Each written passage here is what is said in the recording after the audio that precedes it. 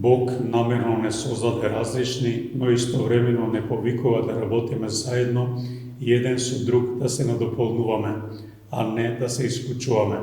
Како што телото, иако едно, има многу делови, но сите негови делови формираат едно тело, така е и со Христос. Многу е лесно во нашето општество да се направат поделби на многу разни основи. Ја слушаме реториката на ваши и наши, ние и вие.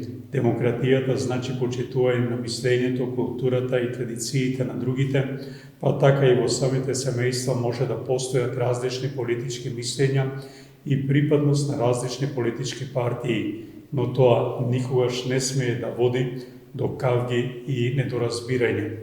Да бидеме свесни и покрај политичките поделби или било какви други, дека сепак можеме да работиме заедно и да градиме иднина на нашата земја, а плурализмот и различност треба да биде богатство за сите нас.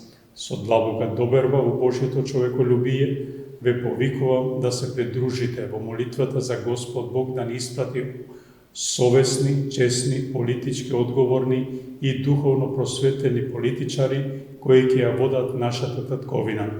Да молиме од Господ да ни го испрати Светиот Дух, за да можеме одговорно да пристапиме на предстојните избори и секој според својата совест да го даде својот глас за оној кој смета дека најмногу ќе може да придонесе за единство, мир и благосостојба на нашата татковина Македонија.